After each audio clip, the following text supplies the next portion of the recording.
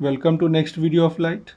आज की क्लास में हम रिफ्लेक्शन के कुछ न्यूमेरिकल्स करने वाले हैं। लास्ट क्लास में हमने मिरर फॉर्मूला देखा था और मैग्नीफिकेशन देखा था, ठीक है। तो हम थोड़े ठीक ठीक न्यूमेरिकल करने वाले हैं, बिल्कुल बेसिक न्यूमेरिकल जो 1/v plus 1/u equal to 1/f पे हो जाएंगे। तो कुछ बेसिक भी मैं करवाऊँगा, तो वो न्यूमेरिकल बहुत ईजी होते हैं, ठीक है। तो कुछ क्वेश्चन हम देखते हैं one by one. First question is the ratio of diameter of sun to the distance between earth and sun is 0.0009। ये क्वेश्चन क्या कह रहा है? सन का डायमीटर और डिस्टेंस बिटवीन अर्थ एंड सन। तो सपोज मैंने एक डायग्राम यहाँ पे ड्रॉ कर लिया पहले से ही। डी सन का डायमीटर है, आप देख सकते हैं इस डायग्राम में, और स्मॉल डी क्या है? डिस्टेंस ऑफ सन फ्रॉम अर्थ, ठीक है। ये पॉइंट अर्थ का कोई पॉइंट है तो इसके बीच का डिस्टेंस है। ये रेशियो गिवन है, capital D upon small d 0.0009। Find diameter of image of sun formed by concave spherical mirror of radius of curvature 0.4 metre, ठीक है। तो कोई कॉन्केव मिरर है जिसका रेडियस ऑफ कर्वेचर क्या है? 0.4 मीटर है। तो अगर रेडियस ऑफ कर्वेचर गिवन है 0.4 मीटर, तो बताओ क्या फोकल लेंथ फाइंड कर सकते हैं? r/2 कितना आ जाएगा? 0.2 मीटर, ठीक है। मीटर में ही रहने देते हैं, लॉन्ग डिस्टेंस की बात हो रही है तो मीटर में ही हम आंसर को रहने देते हैं, ठीक है। तो फाइंड क्या करना है वो चेक कर लेते हैं। इमेज का डायमीटर फाइंड करना है, ठीक है। तो यहाँ पे मैंने ये देखो ये इमेज ड्रॉ किया है, ये इसका डायमीटर है। तो सन की रेज जो होती है वो मोरलेस क्या होती है? पैरेलल होती है। अब पैरेलल होकर सपोज यहाँ कोई मिरर रखा था तो वो रेज कहाँ कंसंट्रेट होगी? उसके फोकस पे। तो ये डिस्टेंस क्या रहेगा? ये सेपरेशन क्या रहेगा? इसका फोकस, ठीक है। मैंने यहाँ पे ये सन बनाया, ये इसकी इमेज है, ठीक है। और यहाँ पे कोई मिरर रखा हुआ है, मिरर से फोकस पे इमेज का फॉर्मेशन हो रहा है। तो आप इस डायग्राम में गौर से देखिए, ये बहुत लॉन्ग डिस्टेंस है तो ये किसी आर्क की तरह बिहेव करेगा इस एंगल थीटा के लिए। मैंने एक थीटा एंगल पे इस तरह से डॉटेड लाइन जो इमेज से होकर भी क्रॉस हो रही है ऐसे बना दिया। तो एंगल की वैल्यू क्या होती है? मैथमेटिक्स से हमें पता है कि ये angle l upon r, arc length upon radius. तो यहाँ पे रेडियस अप्रॉक्स किसके इक्वल है? स्मॉल डी के इक्वल है। आर्क लेंथ किसके इक्वल है? कैपिटल डी के, ठीक है। इस वाले में भी तो थीटा दिख रहा है ना। ये जो आर्क है, सपोज मैंने डी डैश एज्यूम कर लिया, ठीक है। मैंने इसको डी डैश एज्यूम किया, तो यहाँ भी आपको क्या दिख, तो थीटा इक्वल टू क्या लिख सकते हैं? D dash upon f. Small f का डिस्टेंस पे इमेज का फॉर्मेशन है तो डी डैश अपॉन एफ। तो थीटा के दो फॉर्मूले हो सकते हैं। Theta equal to capital D by small d equal to d dash upon small f. और यही डी डैश आपसे पूछा गया, ठीक है। डायमीटर पूछा गया तो मैंने डायरेक्ट ये वाला फॉर्मूला अप्लाई किया। अगर इस क्वेश्चन में हम चाहते हैं तो ऊपर देखो ये एक ट्रायंगल दिख रहा है आपको, ऊपर ये ट्रायंगल दिख रहा है, ठीक है। और ये छोटा वाला ट्रायंगल भी दिख रहा है। ये दोनों ट्रायंगल क्या सिमिलर ट्रायंगल्स हैं? ये ट्रायंगल और ये ट्रायंगल सिमिलर ट्रायंगल में रिस्पेक्टिव साइड के रेशियो क्या होते हैं? इक्वल होते हैं। अगर मैं यहाँ पे ये वाला साइड ले लूँ जो कैपिटल D/2 है अपॉन में D'/2 equal to small d upon small f, ये हो जाएगा।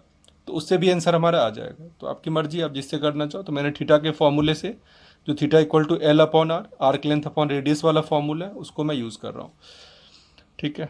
तो D/D का तो गिवन है 0.0009, ठीक है। डी डैश फाइंड करना है और एफ की वैल्यू मैंने 0.2 निकाल ली है। तो देखिए कितना इजी है question. D dash equal to 9 × 18 हो जाएगा और एक पॉइंट है तो आप इसको सॉल्व कर लो, मल्टीप्लाई कर लो। जो हमारा आंसर है वो 1.8 × 10⁻³ मीटर, ये हमारा आंसर आ जाएगा, ठीक है। नेक्स्ट क्वेश्चन की तरफ चलते हैं। नेक्स्ट क्वेश्चन है a person wants a real image of his on 3 times enlarge. तो एक चीज़ यहाँ पे गिवन है इस क्वेश्चन में, मैग्नीफिकेशन क्या है? 3 टाइम्स है, ठीक है। और कैसा इमेज उसको चाहिए? Real image. मुझे बताओ रियल इमेज कैसा होता है? इरेक्ट होता है या इन्वर्टेड होता है? रियल इमेज इन्वर्टेड होता है। तो अगर इमेज इन्वर्टेड है, ठीक है, मतलब क्या है कि ऑब्जेक्ट इस तरह का होगा तो इमेज कुछ इस तरह का होगा। ऐसा ही कुछ कंडीशन होगा ना, 3 टाइम्स है तो इसी तरह की कंडीशन है। तो उल्टी इमेज बन रही है तो मैग्नीफिकेशन पॉजिटिव नहीं है, मैग्नीफिकेशन कैसा है? नेगेटिव है। ठीक है। Where should he stand in front of a concave mirror of radius of curvature 30 centimetre. देखो और भी कुछ वैल्यूज गिवन है, आर की वैल्यू गिवन है 30 सेंटीमीटर।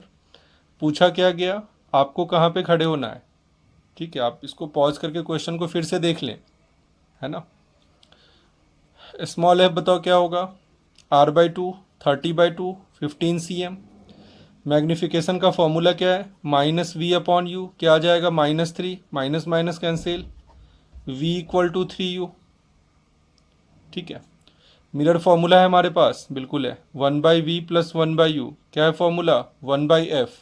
ठीक है, इसी को अप्लाई करेंगे, 1/v, v पता नहीं है बट हमने 3u के टर्म में लिख लिया, तो 3u प्लस 1/u, 1/f कितना है, ये कौन सा मिरर था, कॉन्केव मिरर था, तो फोकस क्या रहेगा, नेगेटिव। क्यों रहेगा, क्योंकि फोकस क्या होता है, मिरर के सामने होता है, और मिरर के सामने के सारे डिस्टेंस क्या हैं, नेगेटिव हैं। ठीक है, तो 1/f को -15 कर दें, ऐड कर लो, 3u LCM 1 + 3, 1/-15। ठीक है, 3 + 1 कितना हो गया 4, 15 4 जा 60, 3u = -60। यू की वैल्यू कितनी आ रही है, -20। यू की वैल्यू ऑलवेज नेगेटिव आनी चाहिए। अगर आपके क्वेश्चन में यू की वैल्यू नेगेटिव नहीं है, इसका मतलब आपने कुछ रॉन्ग किया है। ठीक है, अगर हम इस क्वेश्चन में चाहते तो एक डायग्राम भी ड्रॉ कर लेते, कुछ इस तरह का डायग्राम होता है हमारा।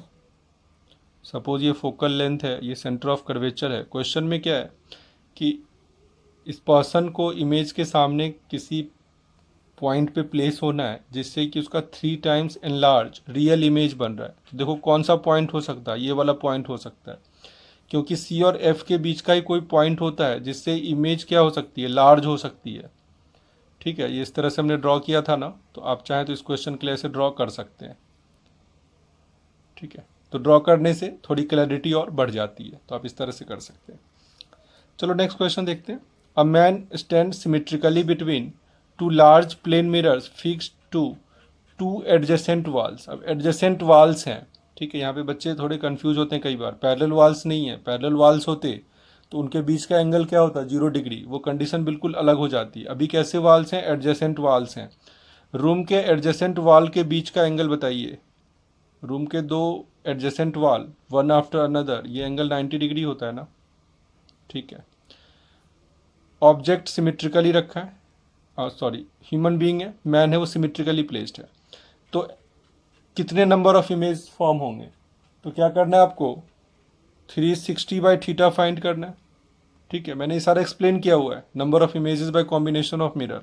ठीक है, अभी केवल न्यूमेरिकल सॉल्व कर रहे हैं, तो 360/90 कितना आ गया 4। 4 क्या है, इवन। अगर ये इवन हो तो आपको क्या करना है, -1 कर देना है। तो नंबर ऑफ इमेज को क्या लिखे करेंगे हम, 360/θ -1।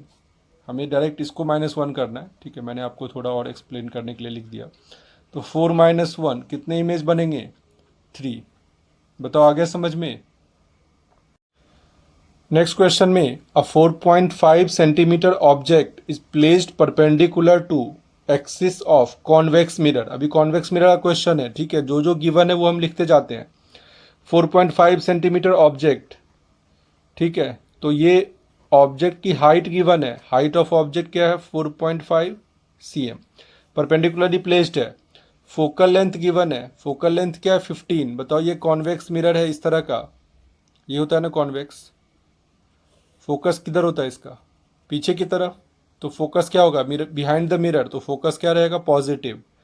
ठीक है, at a distance of 12 cm, तो ये प्लेस कहाँ पे है, 12 cm पे, तो यू की वैल्यू क्या आ जाएगी, यहाँ पे कोई ऑब्जेक्ट प्लेस्ड है, ये हमारा u है, तो u क्या आ जाएगा -12। ऑब्जेक्ट तो ऑलवेज क्या रहता है, फ्रंट ऑफ मिरर ही रहता है ना, तो ये ऑलवेज ऑलवेज क्या रहेगा, negative. Okay, size of image, आपसे साइज पूछा गया, it means height of image पूछा गया। तो हाइट ऑफ इमेज डायरेक्टली तो अभी मैग्नीफिकेशन भी नहीं पता, तो डायरेक्टली तो हम फाइंड नहीं कर पाएंगे किसी फॉर्मूले से। पहले हम क्या करते हैं, v फाइंड करते हैं। तो v फाइंड करने के लिए 1/v + 1/u क्या आ जाएगा, 1/f। ठीक है, तो 1/v 1/u क्या आ जाएगा, 12 = 1/15। तो 1/v इक्वल टू क्या करेंगे, 1/12 प्लस 1/15, यही रहेगा। 60 ले लेते हैं एलसीएम, 12 5 जा 5 + 4 9/60। तो v की वैल्यू, अभी यहाँ पे बच्चे कई बार कंफ्यूज होकर 9/60 लिख लेते, नहीं, ये वैल्यू है 60/9, रेसिप्रोकल भी करना होगा, ये तो 1/v की वैल्यू थी ना, ठीक है। v की वैल्यू क्या हो जाएगी, 60/9। तो अब मैग्निफिकेशन फाइंड करो, मैग्निफिकेशन क्या रहेगा, -v/u। तो -v कितना है आपका, 60/9, और u कितना है, 12, यही रहेगा हमारा, ठीक है।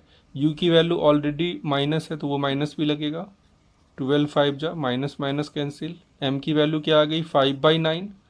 m को हम क्या लिखते हैं, hi/h0, तो hi/h0 में क्या लिखेंगे, 4.5 इक्वल टू क्या आ जाएगा, 5/9, 4.52 जा, देखिए hi की वैल्यू 2.5 cm, आंसर मैच कर लो, ठीक है। हाइट ऑफ इमेज क्या है, 2.5 cm। चलो नेक्स्ट क्वेश्चन पे चलते हैं। An object is placed at a distance of 10 cm from a convex mirror, ठीक है, फिर से कॉन्वेक्स मिरर है और आपने ऑब्जेक्ट को यहाँ किसी 10 cm पे रख दिया है, ठीक है। फोकल लेंथ 20 है, ये फोकल लेंथ है इसका, ये गिवन है क्वेश्चन में 20 cm है। इमेज डिस्टेंस तो बहुत इजी है, लास्ट क्वेश्चन में मैंने डायग्राम नहीं बनाया था, आप डायग्राम बनाएंगे तो ये और भी अच्छा रहेगा। और बहुत सारे क्वेश्चंस ऐसे होंगे जहाँ पे आपको डायग्राम बनाने को बोला जाएगा, ठीक है। ये देखो इस तरह से इमेज फॉर्म होता है, यहाँ पे कहीं इमेज फॉर्म हो जाएगा, तो ये इमेज डिस्टेंस ही बताना है, बहुत सिंपल क्वेश्चन है, कुछ भी नहीं बताना और एक्स्ट्रा। तो देखते हैं u की वैल्यू क्या है, -10 cm, f की वैल्यू क्या है, +20। देखो ये माइनस और प्लस क्यों है, फ्रंट ऑफ मिरर तो नेगेटिव, ठीक है, बैक ऑफ मिरर तो पॉजिटिव, जो भी हो, ऑब्जेक्ट हो या इमेज हो उससे फ़र्क नहीं पड़ता, जो भी मिरर के फ्रंट में है वो नेगेटिव रहेगा, जो मिरर के बैक में है वो पॉजिटिव रहेगा। Now applying mirror formula, 1/v + 1/u क्या आएगा, 1/f, ठीक है। आप लिखना चाहे स्कूल के पेपर में तो आपको बिल्कुल लिखना चाहिए, अप्लाई मिरर फॉर्मूला। अब 1/v पता नहीं, नोट करना है हमें, निकालना है इसी को, 1/f, 1/v क्या आ जाएगा, 1/10 + 1/20, एलसीएम ले लो, 20, 10 2 जा 20, 21 जा 2 + 1, 3/20, तो v की वैल्यू क्या आ जाएगी, 20/3 cm, देखो होगा, सिंपल है। चलिए नेक्स्ट क्वेश्चन पे चलते हैं। Square wire of side 1 cm, कोई स्क्वायर वायर है, ठीक है, आप ड्रॉ कर सकते हैं क्या, बिल्कुल कर सकते हैं, 1 cm का कोई स्क्वायर वायर है, ठीक है, placed perpendicular to principal axis of a concave mirror of focal length 15 cm। अब इसको कॉनकेव मिरर के सामने आपने रखा और क्वेश्चन में गिवन है कि फोकल लेंथ कितना है, 15 cm, मैंने -15 लिखा क्योंकि कॉनकेव का फोकस क्या होता है, सामने की तरफ होता है, ठीक है, जो भी रेज है वो रिफ्लेक्ट होकर सामने आती है, तो फोकस क्या रहेगा, -15 at a distance of 20 cm, you की वैल्यू गिवन है -20 cm, ठीक है। एरिया एनक्लोज्ड बाय इमेज, अभी आपको नहीं पता इमेज का क्या साइज होगा, ठीक है, वो साइज तो कैसे पता चलेगा, मैग्नीफिकेशन से ही पता चलेगा ना, आपको एरिया बताना है, ठीक है। क्वेश्चन थोड़ा सा चेंज है, टिपिकल बिल्कुल नहीं है, थोड़ा चेंज है बस। तो पहले तो हम v फाइंड कर लें, 1/v + 1/u, बताओ क्या था, 1/f, 1/u क्या आ जाएगा, -1/20 -1/15, तो 1/v क्या आ जाएगा, 1/20 -1/15,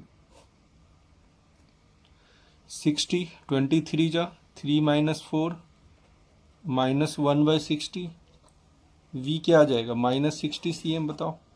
इमेज डिस्टेंस मिल गया, अब इमेज डिस्टेंस मिल गया तो मैग्नीफिकेशन फाइंड कर लेते हैं फटाफट से, -v/u, सारे साइन हम लेंगे, माइनस फॉर्मूला में तो माइनस लेंगे, अब v के साथ देखो क्या लगा है, माइनस लगा है तो -60, u के साथ क्या लगा है, -20, तो ठीक है, 23 जा कितना आ गया, -3, -3 का मतलब क्या है कि रियल एंड इन्वर्टेड इमेज बना है, जब भी इन्वर्टेड होगा तो मैग्नीफिकेशन को हम क्या बोलेंगे, नेगेटिव, ठीक है।